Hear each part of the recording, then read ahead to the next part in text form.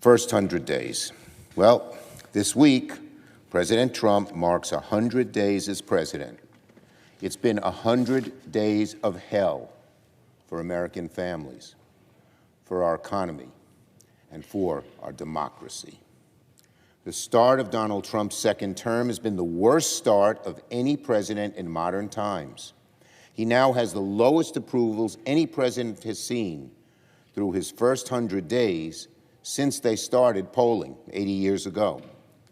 Tomorrow night, Senate Democrats will take to the floor to highlight the disaster of Donald Trump's first 100 days. We will expose his broken promises. We'll expose his lies. We'll expose the ways he is threatening democracy. So we will take to the floor and expose Donald Trump as a disastrous president in his first 100 days. We ask America to listen. On the day he became president, Donald Trump promised a golden age for America. Today, that seems laughable.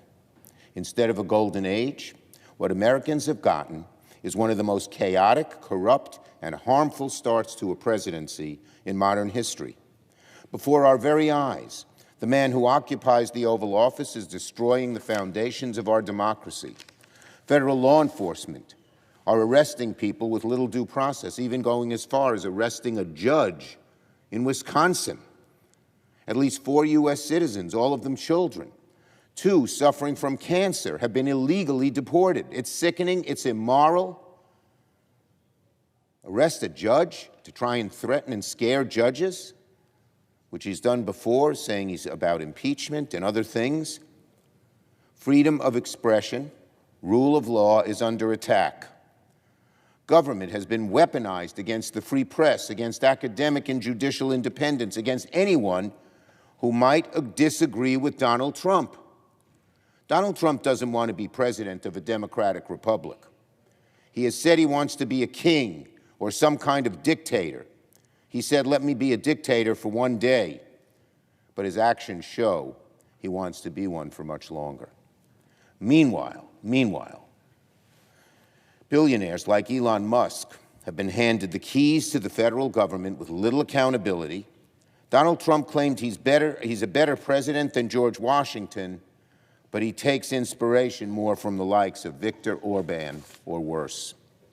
So 100 days into Donald Trump's second term, what exactly do Americans have to feel good about? Is it that Donald Trump's trade war has pushed our country to the brink of recession? Is it that his tariffs will cost families an average of $4,700 annually? Is it that CEOs and business owners are warning about rising costs, empty shelves, and an economic downturn? Maybe it's that the Dow Jones is on track for its worst April since 1932.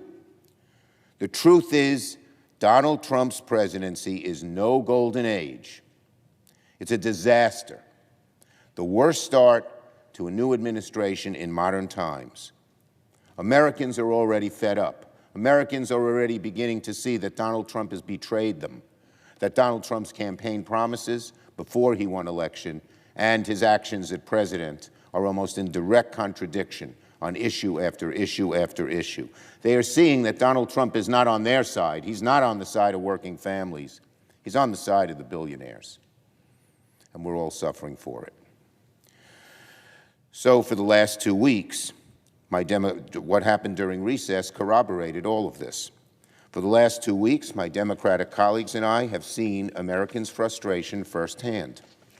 During the Easter recess, I traveled from one end of my state to the other. I visited 6 of 7 congressional districts represented by Republicans in Congress in New York. And I spoke with small business owners, seniors, healthcare workers, veterans, local electeds, Republicans, Democrats, independents, people from all walks of life. People are anxious about tariffs driving up their costs, about inflation eroding their paychecks, and fearful for the future of Social Security. Last week, I met with the owner of a women's clothing shop in Suffolk County, a well-known woman in Suffolk County, head of a very successful business, Tandy's Clothes, a longtime fan of the president. She said she proudly voted for him, right when I was standing there. But now she said her small business wouldn't be able to absorb the shock of a prolonged trade war, that her costs were already up 30%. This is a Donald Trump voter who's angry at these tariffs. No one I met over the last 2 weeks believed we were entering the golden age Donald Trump promised. Instead, I heard worry, I heard frustration from Republicans, I heard a lot of buyer's remorse. And Republican members from those districts I visited are nervous, worried, scared as could be. They know their voters don't agree with Trump, but they're too scared to buck him. In the upcoming reconciliation, we'll see what they do. Will they side with Trump against what Americans need and want, or will they have a little courage? We are very, very worried about the future of this country with so much at stake. So let's talk about what's going to happen in the Senate in this period, in this work period. Now we're going to convene at the start of the work period, this pivotal work period. And this week, Republicans are expected to begin marking up the text of their reconciliation bill. With so many problems facing our country, with the threat of a recession on the horizon, with tariffs driving costs up, and Elon Musk taking a meat cleaver to Social Security, to veterans care, and to cancer research, what are Republicans in Congress spending their time on? They want to cut taxes for billionaires and make working people pay for it. They want to add over $52 trillion to the national debt. I think of my grandson when I think of that. They want to make the biggest cuts to Medicaid ever. This is the Republican agenda. Billionaires win, American families lose. Republicans have gotten by so far with a bunch of empty and deceptive promises that none of the outrageous cuts they propose will come back to harm ordinary Americans. But their rhetorical runway is quickly going to run out. Soon they will have to show everyone the real details of their legislation, and it's not going to be pretty. Even if Republicans pass a fraction of the cuts they're proposing to Medicaid, it would devastate communities, urban, suburban, and particularly rural. The cost of health care would go up for those least to afford it. Health care workers would lose their jobs. Millions could lose coverage. And for what? So billionaires can pay less in taxes. It is a thoroughly revolting agenda. Democrats will vehemently oppose this bill and all the harmful elements of the Republican agenda at every opportunity. Tomorrow, as I said a moment ago, Senate Democrats will take to the floor to highlight the disaster of Donald Trump's first 100 days. On Wednesday, we'll take to the Senate steps and join in one voice with our House counterparts to decry the ways this president has already, only 100 days in, failed our country. In the coming weeks, we'll continue to oppose deeply unqualified nominees who have no business serving in government. We've seen that already, for instance, with the antics of Mr. Hegseth. We'll also fight Donald Trump's disastrous trade war. Soon the Senate will vote on bipartisan legislation I co-sponsored with Senators Wyden, Kaine, and Paul that nullifies Donald Trump's trade war. To nobody's surprise, the president's already threatened to veto this bill. Senate Republicans, who know how bad tariffs are for their states, should join us to nullify Donald Trump's trade war and ignore his veto threat. And if necessary, we should override the president's veto.